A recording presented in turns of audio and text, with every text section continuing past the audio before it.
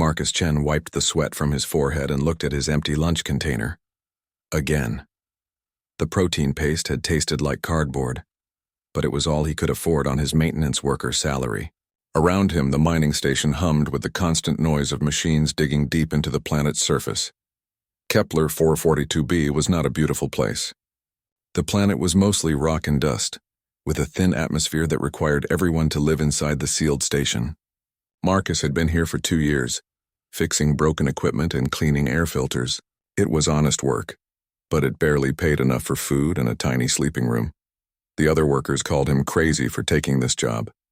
Most people wanted to work on the core worlds with their blue skies and green trees, but Marcus needed the money, and he was not picky about where he earned it. His family back on Earth needed the credits he sent home every month. As the day shift ended, Marcus gathered his tools and headed toward the waste disposal area. This was his least favorite job, but someone had to do it. The station produced tons of garbage every day, and it all had to be processed and recycled. The waste area was located on the outer edge of the station, near the thermal vents that helped heat the building. Marcus pushed his cart of garbage through the airlock and onto the external platform. The planet's surface stretched out before him, empty and lifeless under the pale light of the distant sun. Marcus was sorting through the recyclable materials when he heard a soft sound. At first he thought it was just the wind whistling through the vents, but then he heard it again, a weak musical note that sounded almost like crying. He stopped working and listened carefully. The sound was coming from behind the large thermal vent unit. Marcus walked around the machine expecting to find a broken pipe or loose panel making noise. Instead, he found 2 small creatures huddled together in the warm air coming from the vents. Marcus stopped breathing for a moment. The creatures were unlike anything he had ever seen. They were about the size of human children, maybe 8 or 9 years old. They had thin arms and legs, and their skin seemed to be made of some kind of crystal that glowed very faintly. Their eyes were large and dark, and they looked up at Marcus with obvious fear. But what shocked Marcus most was how thin they were. Their crystal skin was dim and flickering weakly, like a dying light bulb. They were clearly starving. The 2 creatures pressed closer together and made soft, frightened sounds. Their skin flickered from dim blue to pale yellow, colors that somehow made Marcus think of sadness and fear. Marcus slowly sat down on the ground, making himself smaller and less scary. He spoke in a gentle voice. "Hey there, little ones. I'm not going to hurt you." The creatures stopped making noise and stared at him. One of them tilted its head, like it was trying to understand his words. Marcus reached into his pocket and pulled out the small energy bar he saved for emergencies. It was not much, but it was food. He broke the bar in half and placed both pieces on the ground between himself and the creatures. Then he slowly moved back. "It's food," he said softly. "You look hungry." The smaller creature, Marcus decided to think of it as the younger one, looked at the older one with questioning eyes. The older creature's skin shifted from blue to a warmer orange color. It reached out carefully and picked up one piece of the energy bar. The creature sniffed the food, then took a tiny bite. Its eyes widened, and suddenly its skin glowed much brighter. It made a happy musical sound and quickly ate the rest of the piece. The younger one grabbed the second piece and ate it just as quickly. When they finished eating, both creatures looked much better. Their skin was glowing with warm golden colors, and they made soft sounds that reminded Marcus of purring cats. "You were really hungry, weren't you?" Marcus said. The older creature looked directly at Marcus and made a sound that went up and down like a question. Marcus smiled. "I'm Marcus," he said, pointing to himself. "Marcus." The creature tried to copy the sound, but it came out as a musical note. The younger one tried too, creating a harmony that was actually quite beautiful. Marcus spent another hour with them, sharing his water bottle and trying to communicate. The creatures were obviously intelligent. They pointed to themselves and made musical sounds that Marcus guessed were their names. The older one's name sounded like wind chimes in a gentle breeze. The younger one's name was higher and brighter, like tiny silver bells. Marcus decided to call them Spark and Glow, based on the way their skin sparkled and glowed when they were happy. As it got later, Marcus knew he had to return to the station. He stood up slowly and pointed back toward the building. "I have to go now," he said, "but I'll come back tomorrow, with more food." Spark and Glow seemed to understand. Their skin flickered between orange and blue, happy but sad at the same time. They made soft farewell sounds as Marcus walked away. Back in his small room, Marcus could not stop thinking about the two creatures. Where had they come from? There were no other intelligent species known to live on this planet. Had they been abandoned here? Were there more of them somewhere? Most importantly, how was he going to feed them? Marcus barely had enough food for himself. His monthly credits were already stretched thin. But he could not forget the way they had looked at him with such trust, or how bright their skin had become when they ate. Marcus made a decision. He would share whatever food he had. Maybe he could eat a little less and still survive. The creatures were small. They probably did not need much. The next evening, Marcus hurried through his work so he could visit them again. He had saved half of his dinner and brought an extra water bottle. When he reached the thermal vents, Spark and Glow were waiting for him. Their skin immediately brightened when they saw him, shifting to warm yellow and orange colors. They made excited musical sounds and came closer, no longer afraid. Marcus sat down and shared his food with them again. As they ate, he talked to them about his day, about the broken machines he had fixed and the other workers he had met. The creatures listened carefully, their skin changing colors as if they were responding to his emotions. Over the following days, this became their routine. Every evening after work, Marcus would visit Spark and Glow behind the thermal vents. He brought them food and water, and they shared their strange, beautiful language of light and music. Marcus began to notice that the creatures were learning. They started copying simple human words, though they always sounded like songs when they spoke. They showed Marcus how they could make pictures in the air with their glowing hands, creating patterns of light that told stories. Most importantly, they were getting healthier. Their skin grew brighter each day, and they seemed to be growing taller.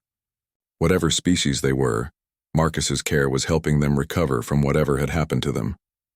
Marcus still had no idea who they really were or where they had come from. All he knew was that they were children who had needed help, and he had been able to provide it. For the first time since coming to this lonely planet, Marcus felt like he was doing something that truly mattered. He had no way of knowing that his simple acts of kindness were being watched, or that they would soon change everything.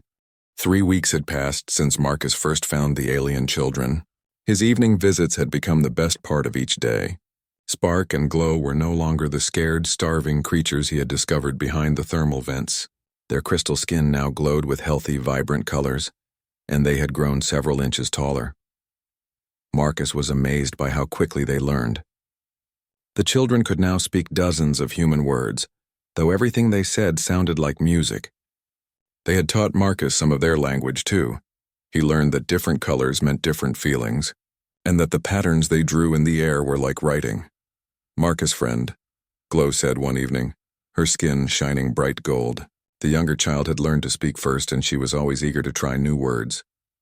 "Yes, I'm your friend," Marcus replied, sitting down with their dinner. He had gotten better at saving food for them without making himself too weak.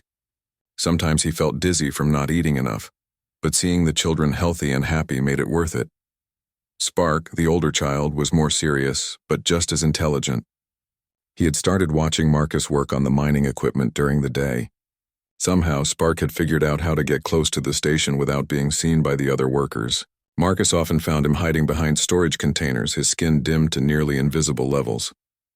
"Marcus, machine broken," Spark said, pointing toward the main mining drill. His English was getting better every day. Marcus looked where Spark was pointing. The drill had been acting up for weeks, running at only half power. The chief engineer could not figure out what was wrong with it. "Yes, it's broken," Marcus agreed. "We can't fix it." "It's too complicated." Spark's skin shifted to bright blue. The color Marcus had learned meant excitement or curiosity. The child walked over to the drill and placed his hands on the metal surface. His skin began to glow brighter, and Marcus could hear a soft humming sound. "Spark, be careful," Marcus said. But the child was completely focused on the machine. Suddenly, Spark made a series of musical notes and touched several different parts of the drill. There was a clicking sound from inside the machine, and then it roared to life, running better than it had in months. Marcus stared in shock. "How did you do that?" Spark's skin flickered with colors Marcus had never seen before. Deep purples and silvers that seemed to mean something important. "Machine sad," Spark said simply. "Now machine happy." From that day on, Marcus realized that the children were far more advanced than he had thought. They seemed to understand technology in ways that humans did not. When Glow touched the water recycling system, it started producing cleaner water. When Spark looked at the power generators, he could tell Marcus exactly which parts would break next. The children also began bringing Marcus gifts. At first, it was just pretty rocks they found on the planet's surface. But then they started creating things. Glow could grow beautiful crystal formations just by touching sand and concentrating. Spark could arrange stones into patterns that were mathematically perfect, creating designs that hurt Marcus's brain to look at because they were so complex. "Where did you learn to do these things?" Marcus asked one evening. The children looked at each other, their skin shifting through several colors. Finally, Glow spoke. "Mother teaches," she said. "Mother very smart. Mother has Garden of Stars." Marcus smiled. Children often talked about their parents in fantastic ways. "Your mother sounds wonderful. Where is she?" Spark's skin turned dark blue, the color for sadness. "Mother far away. Bad people take us from Mother. Leave us here." Marcus's heart broke. So they had been kidnapped and abandoned. No wonder they had been so scared and hungry when he found them. He put his arms around both children, feeling their warm, smooth skin against his hands. "I'm sorry that happened to you," he said, "but you're safe now. I'll take care of you." The children's skin brightened to warm gold and orange, colors of love and trust. They had learned to hug like humans, and they pressed close to Marcus. Over the following days, Marcus learned more about their past. The children talked about a place with many suns and cities in the sky. They described technology that sounded impossible, machines that could think, ships that traveled between stars instantly, and people who could talk to each other across vast distances just by thinking. Marcus assumed these were fairy tales or confused memories. But sometimes the way the children described things was so detailed and consistent that he wondered if their people really were more advanced than humans. The children also began to change Marcus in ways he did not understand. Sometimes when he touched broken machines, he could sense what was wrong with them. He started having dreams filled with strange lights and colors. Most surprisingly, he began to see faint colors around other people, something that had never happened before. When he mentioned this to Spark and Glow, their skin flashed bright white, apparently the color for surprise. "Marcus sees emotion colors?" Glow asked excitedly. "A little bit," Marcus said. "Is that normal?" The children exchanged glances again. Spark spoke carefully. "Only family sees emotion colors. Marcus is family now." Marcus felt a warm feeling in his chest. These strange, wonderful children had accepted him as family. He had never had brothers or sisters, and his parents were old and far away. The idea that Spark and Glow thought of him as family made him happier than anything had in years. But he did not understand what they meant about emotion colors being only for family. Surely it was just coincidence that he was starting to see them. Unknown to Marcus, his daily acts of kindness were causing changes that had never happened before in the galaxy.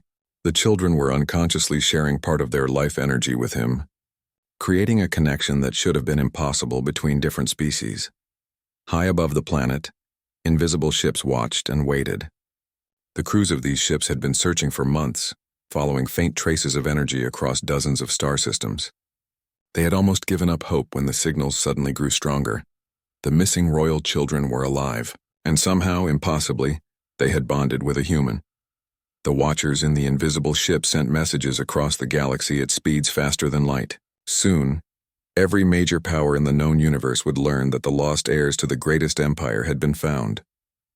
But for now, Marcus sat with Spark and Glow behind the thermal vents, sharing his dinner and teaching them new human words. The children's skin glowed with happy colors as they laughed at Marcus's funny stories about the other workers on the station. None of them knew that their peaceful evening routine was about to end forever.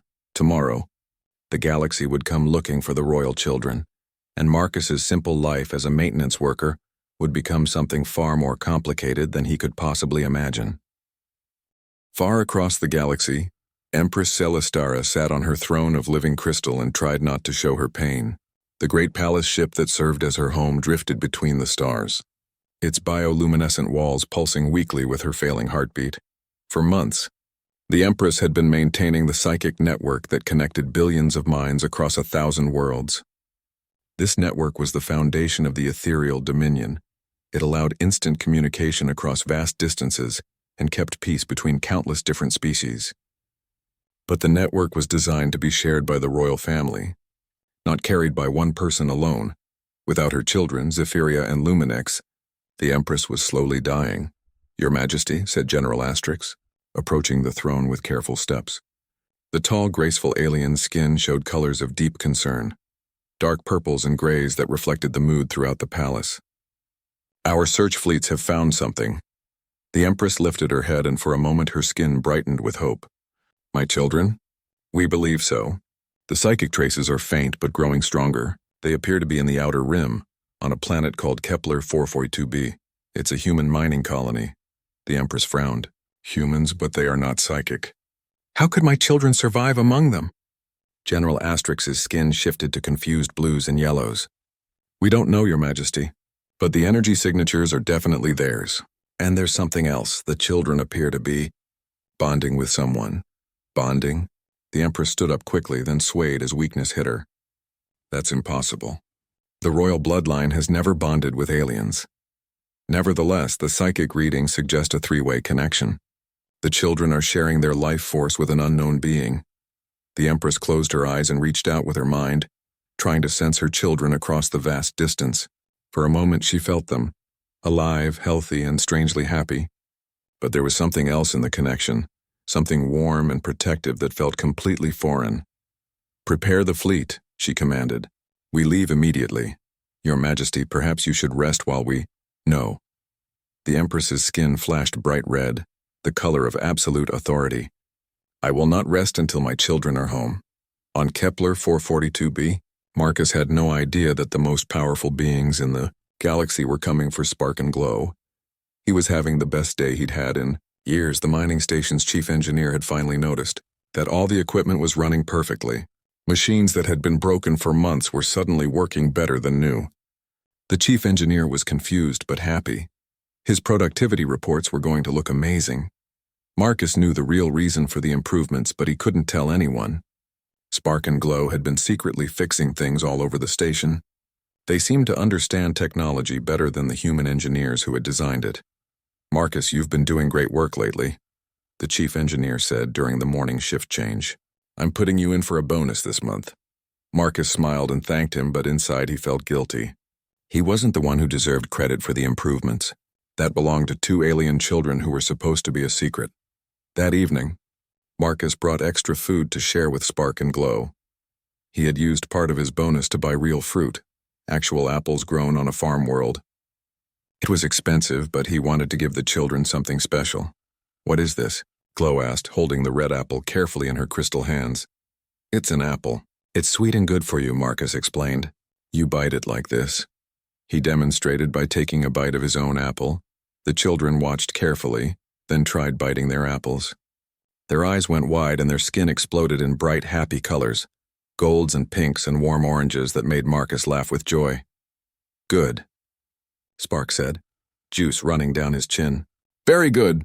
As they ate, the children told Marcus more stories about their home. They described floating cities that moved between planets and gardens where the plants were made of light instead of leaves. They talked about their mother, who they said ruled many worlds and could speak to all people with her mind. Marcus listened with a smile, enjoying their imagination. Children always had the most wonderful stories. "Mother very worried," Glow said suddenly, her skin shifting to sad blues. "Mother looks for us every day." "I'm sure she misses you," Marcus said gently. "But you're safe here. Maybe someday we can find a way to contact her."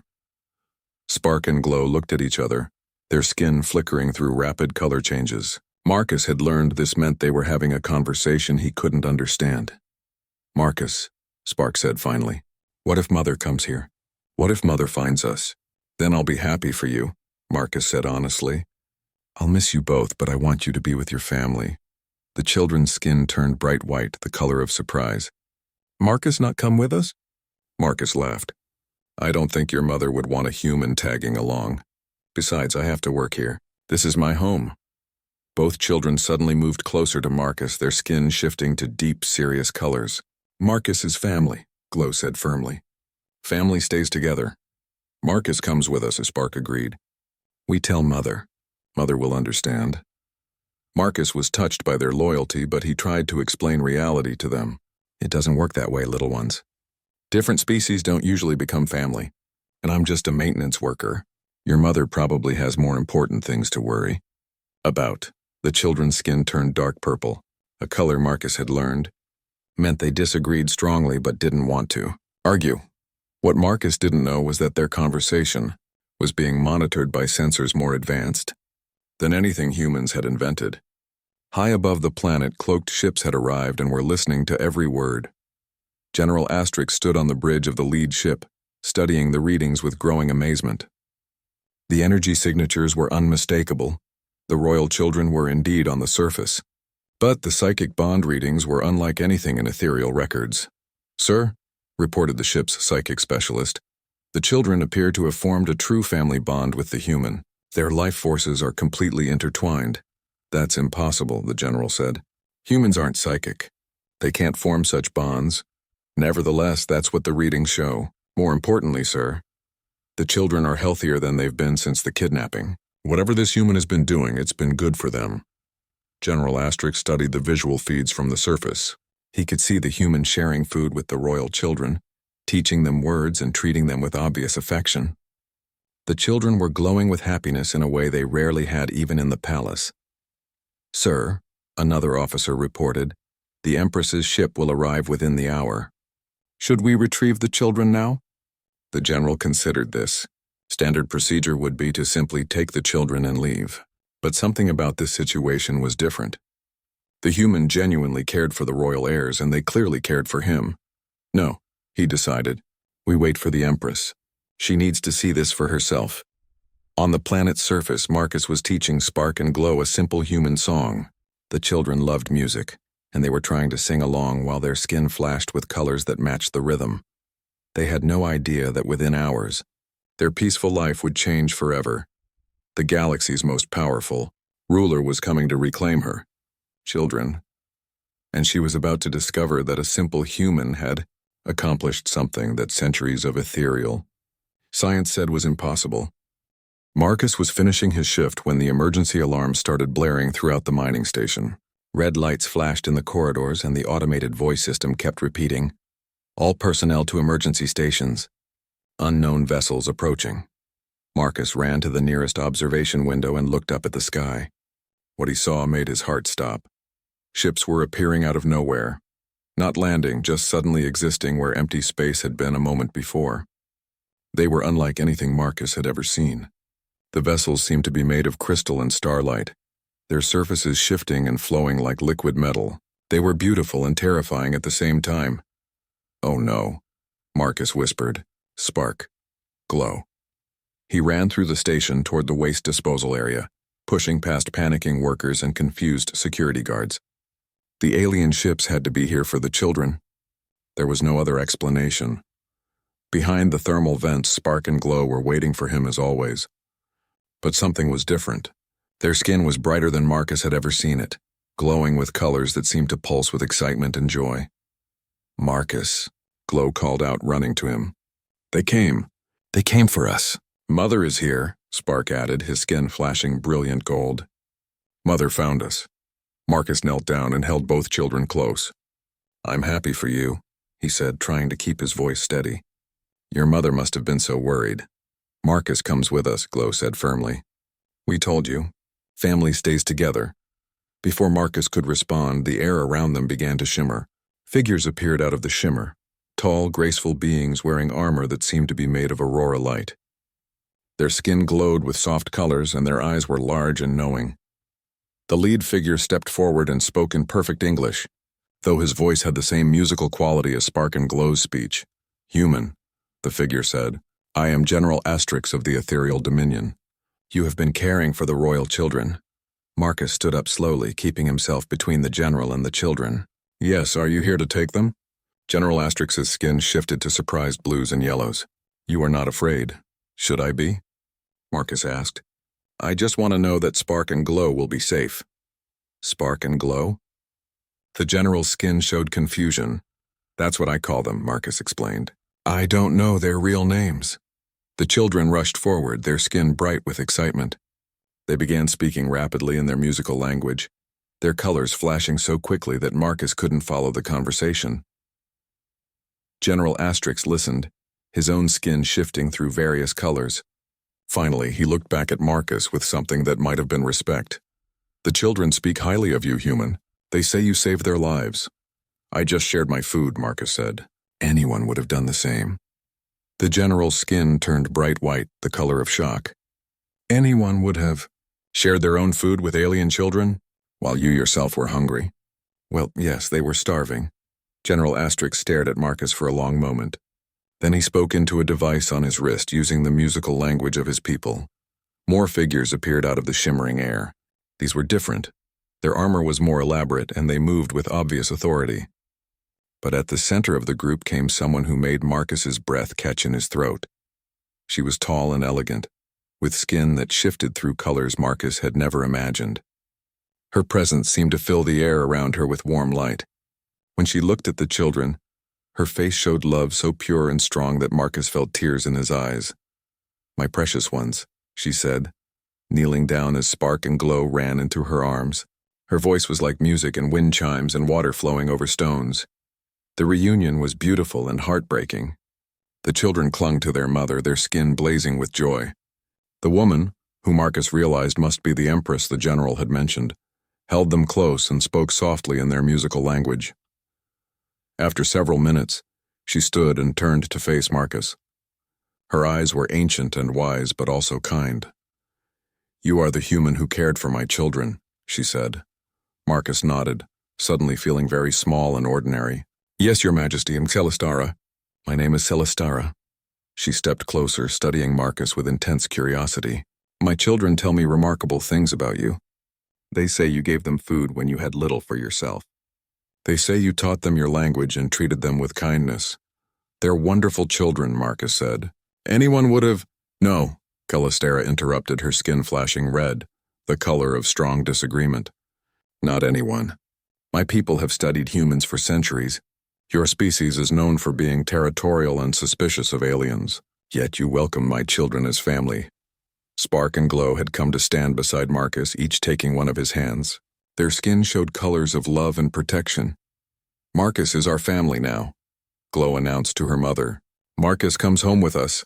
Celestara's skin shifted through several colors very quickly. Marcus was starting to understand that this meant she was thinking hard about something important. My children have formed a psychic bond with you, she said finally. This should be impossible. Humans are not psychic. I don't understand, Marcus said. When my people form deep emotional connections, we share our life energy, Celestara explained. It creates a bond that allows us to sense each other's feelings and thoughts. My children have been sharing their energy with you for weeks.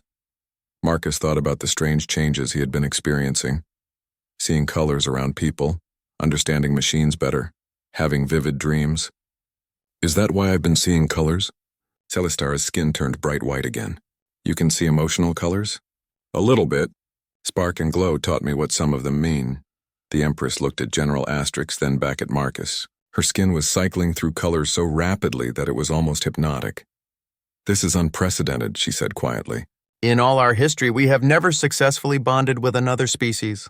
Yet my children have done so naturally, unconsciously, because of your kindness to them. Does that mean something bad? Marcus asked, worried. On the contrary, Celestara said, her skin settling into warm gold tones. It means something wonderful, and it means my children are right. You are family now. Marcus stared at her. I don't understand.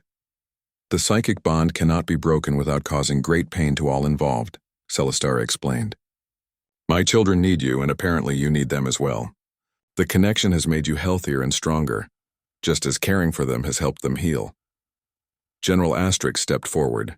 Your Majesty, with respect, we cannot bring a human to the palace. The security implications are my concern, not yours, Celestara said firmly. Her skin flashed red again, and General Asterix immediately fell silent. She turned back to Marcus. I am offering you a choice, Marcus Chen. You can return to your life here, and I will ensure you are well compensated for caring for my children. Or you can come with us and become the first human to live among the ethereal people. Marcus looked down at Spark and Glow. who were watching him with hopeful eyes. Their skin was bright with anticipation. The choice should have been obvious. Stay in his simple, quiet life, or leave everything behind to venture into an unknown galaxy. But when Marcus looked at the children who had become his family, he knew there was really no choice at all. "I'll come with you," he said. The children's skin exploded with happy colors and they hugged him tightly. Even Celestara's skin brightened with what Marcus was learning to recognize as approval. "Then welcome to the family, Marcus Chen," the Empress said. "You are about to see wonders beyond your imagination." The palace ship was beyond anything Marcus could have imagined. As their shuttle approached the massive vessel, Marcus pressed his face to the window in amazement. The ship was the size of a small moon, its crystal surface alive with flowing patterns of light. Gardens of strange trees grew on its outer hull, their leaves made of what looked like captured starlight. "It's beautiful," Marcus whispered. "Wait until you see the inside," Glow said excitedly, her skin bright with anticipation. The interior of the palace ship defied all logic. Corridors stretched for miles, lined with walls that showed views of distant galaxies. Some hallways had streams of liquid light flowing down their centers, and others had gravity that worked sideways or upside down. Marcus saw rooms filled with floating crystal formations that sang when the wind touched them. "How is this possible?" Marcus asked as they walked through a garden where the flowers glowed like tiny suns.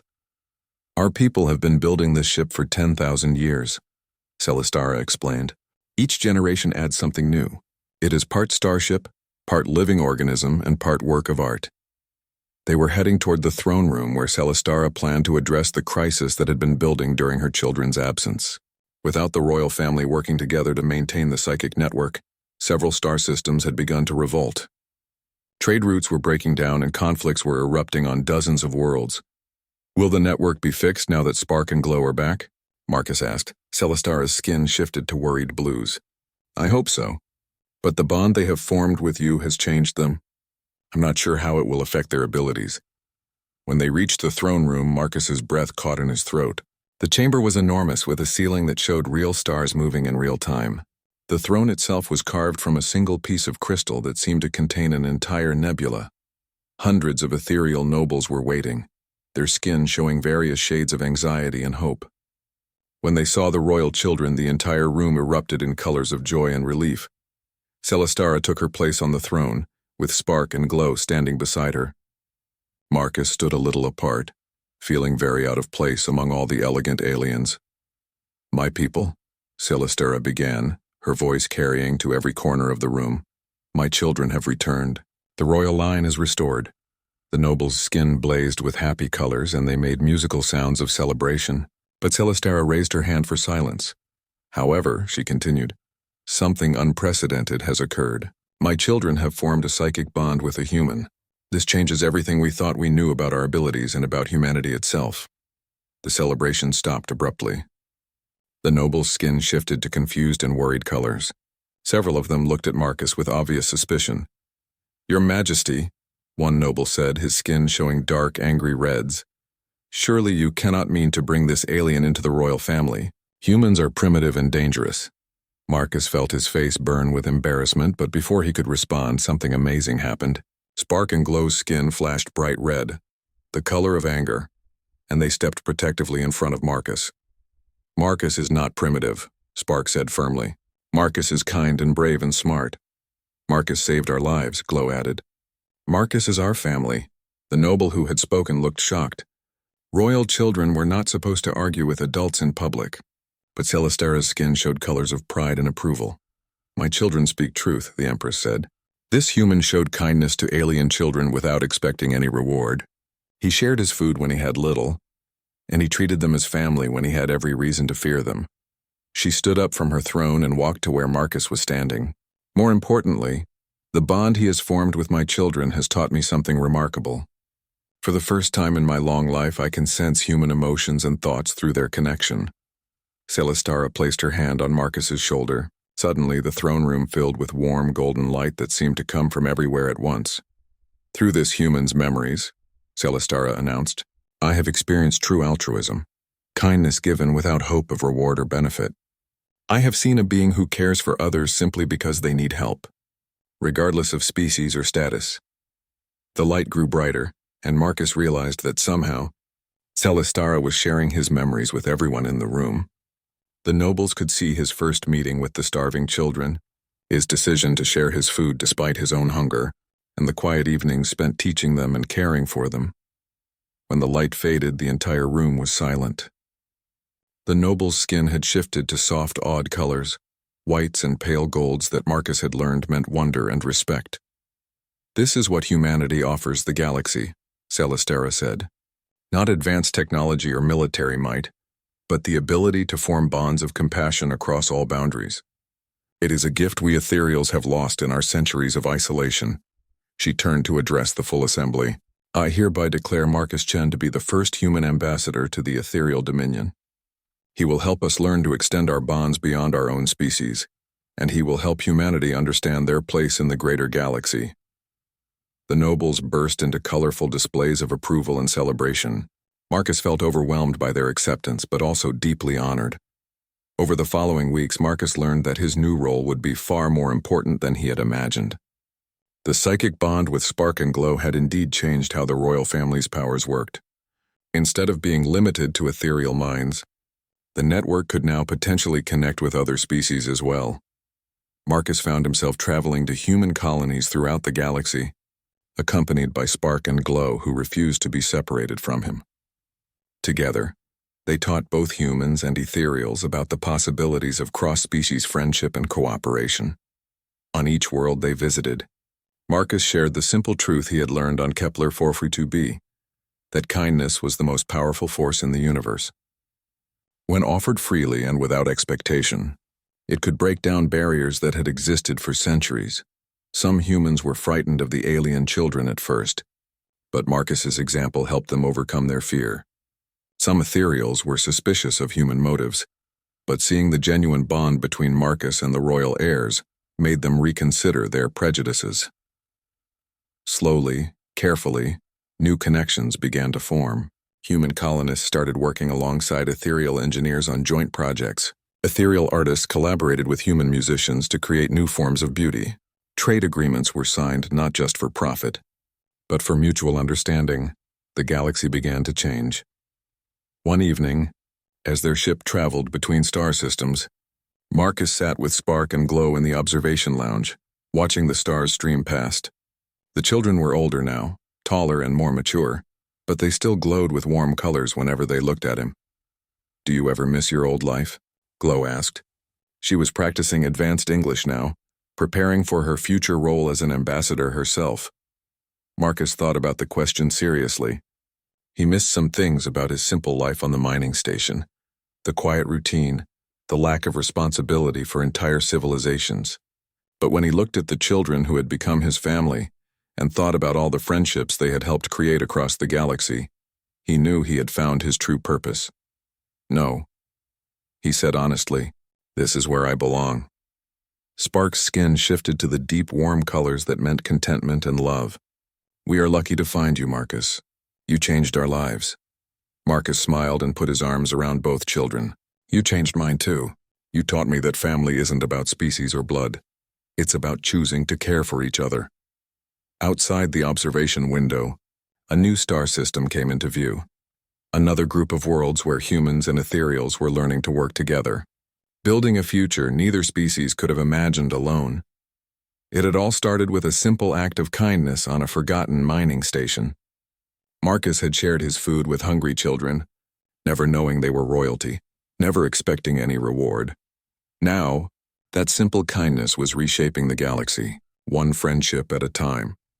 And somewhere in the vast network of light and thought that connected billions of minds across the stars, the message spread. Compassion was not weakness, but the greatest strength any species could possess.